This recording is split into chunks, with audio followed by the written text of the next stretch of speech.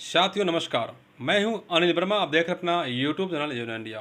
साथियों, योजना इंडिया योजनाओं का चरण है। इसी में हम विभागों की योजनाओं की जानकारी आप तक समय समय पर पहुंचाते रहते हैं। आज हम चर्चा करने वाले हैं प्रधानमंत्री आवास योजना ग्रामीण की, जिसका सर्वे का कार्य पूरा हो चुका है। 15 मई 2025 को लास्ट डेट था और प्रदेश के सभी जनपदों में इसका सर्वे बंद कर दिया गया है। लेकिन एक बड़ा सवाल इसमें है कि इसमें जो सरकारी सर्वेयर थे, जो सरकार जिनको तनख्वाह देती है जिस काम के लिए, उन लोगों ने सर्वे बहुत कम किया है। वहीं पर जो ग्रामीण हैं, उन लोगों ने अधिक सर्वे कर दिया है। इस पे हम चर्चा करने वाले हैं।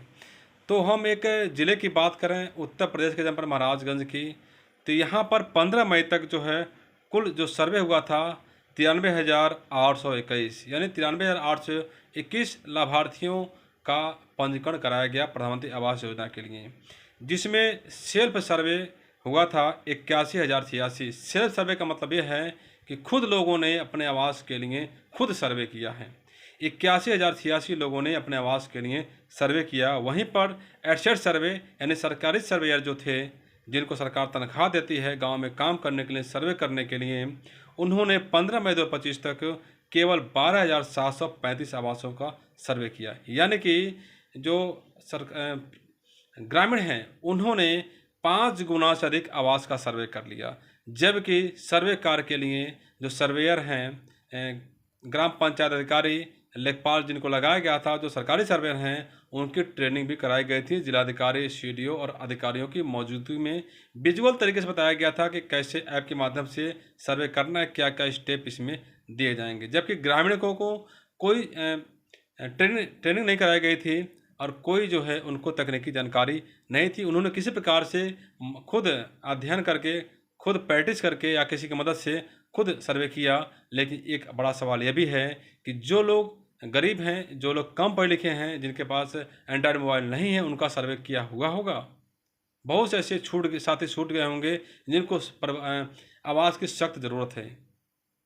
कम संख्या में प्रधानमंत्री आवास का सर्वे सरकारी सर्वे द्वारा किया जाना एक बड़ा सवाल है। ऐसा प्रतीत होता है कि ये लोग गांव में गए ही नहीं या फिर कम संख्या में गए होंगे।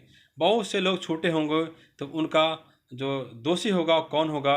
क्या जो छूटे हुए हैं उनको दोबारा सर्वे करने का मौका मिलेगा? सरकार को इसके बारे में मंथन करना चाहिए, इसकी जांच कराई जानी चाहिए कि आखिर इतना कम संख्या में जो सरकारी सर्वेयर हैं उन्होंने क्यों किया, आखिर वो लोग कर क्या रहे थे। सर्वे का काम जनवरी से शुरू हुआ और मई में ख़त्म होगा, 15 मई ख़त्म होगा, यानी कि 3.5 महीने तक पूरा समय दिया गया था सर्वे करने का। इस दरमियान प्रगति काफ़ी धीमी रही सरकारी सर्वेयों की।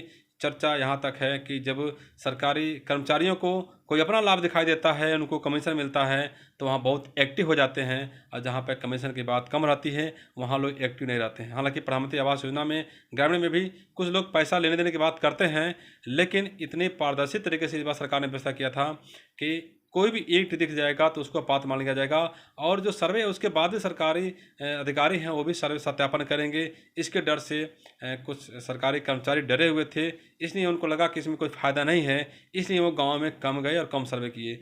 लेकिन एक बहुत बड़ा सवाल ये है कि इसके बाद सर्वे तो होना है, 4-5 साल लग जाएंगे, लेकिन अब जो गरीब छूट जाएंगे, जो अक्षम थे, जिनके पास मोबाइल नहीं था, जिनको जानकारी नहीं था, वो छूटे हैं, तो उनको उनको लाभ न दिला पाने का दोषी कौन है? यदि कोई शिकायत करता है कि उनको लाभ नहीं मिला है, उनका सर्वे सरकारी सर्वेयरों ने नहीं किया है, तो क्या उनके खिलाफ कार्रवाई होगी जिन्होंने सर्वे नहीं किया था? एक बड़ा सवाल है। तो बहुत से ऐसे लोग छूटे होंगे और उनको लाभ दिलाने के लिए क्या प्रयास किया जा रहा है, इसके बारे में सरकार को समीक्षा होनी चाहिए। क्योंकि बहुत से लोगों को देखा जाएगा गांव में कि वह लोग परेशान थे सर्वे करने के लिए, लेकिन उनको जानकारी नहीं था कैसे सर्वे हो रहा है। अब चर्चा हो रही है कि सर्वे पूरा हो गया क्या, हमको मालूम नहीं चला। तो ये सरकारी सर्वेयर, सरकारी जो कर्मचारी हैं वो कर क्या रहे हैं? आखिर वो गांव में क्यों नहीं गए, गए तो कम संख्या में क्यों गए? एक बड़ा सवाल यह भी है कि जो चालाक प्रधान थे, उन्होंने अपने चहेतों का, अपने लोगों का सर्वे तो करा दिया होगा, लेकिन जो विपक्षी लोग थे और पात्र थे, वो लोग छूट गए होंगे। इस पर क्या होगा? तो अभी इसमें ऑनलाइन का मौका था, ऑनलाइन तरीके से इसमें सर्वे हो रहा था, 2-2 बार इसकी डेट बढ़ाई दी गई, लेकिन इसके बाद भी सरकारी सर्वेयरों ने इसमें अपनी प्रगति नहीं दिखाई। तो क्या ये लोग सरकार की योजनाओं को फ्लॉप करने पर लगे हुए हैं? क्या यह लोग अपना काम ठीक से नहीं कर रहे हैं? क्या यह लोग जहां कमीशन मिलता है वहीं तेजी के साथ दौड़ते हैं, वहीं तेजी के साथ काम करते हैं? इसके बारे में भी सोचना होगा, इसके बारे में भी सरकार को कोई उपाय निकालना होगा। एक बड़ी जिम्मेदारी तय की जानी होगी। बता दूं, महाराजगंज में सीडीओ और डीएम ने जो भी खंड विकास अधिकारी हैं उन सबको नोटिस दिया था कि इतनी कम संख्या में सर्वे क्यों हो रहा है। नोटिस लोगों को मिला, लेकिन उस पर उन लोगों ने अमल नहीं किया और मामूली संख्या में 300-400 संख्या केवल वृद्धि हो पाई। तो इस प्रकार से देखा जाए तो जो अधिकारी काम कर रहे हैं, लेकिन उतने अच्छे तरीके से नहीं हो पा रहा है जितने अच्छे तरीके से सरकार चाहती है। शिकायत होने के बाद ही पोल खुलती है। ये अधिकारी स्वतः संज्ञान क्यों नहीं लेते? ये कर्मचारी क्या कर रहे हैं? इतनी मोटी मोटी तनख्वाह पाने वाले जो कर्मचारी हैं वो क्यों नहीं लाभार्थियों को लाभ दिला पा रहे हैं? एक बड़ा सवाल है।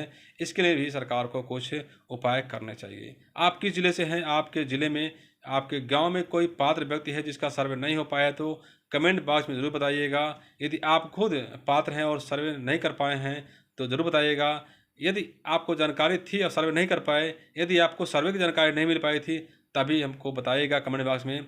हम आपकी समस्याओं को सरकार तक पहुंचाने की कोशिश करेंगे। साथियों, चैनल में नए हैं तो सब्सक्राइब करिए, बेल आइकन दबाइए, अधिक से लोगों को शेयर करिए और अपने सवाल हमसे पूछते रहिए।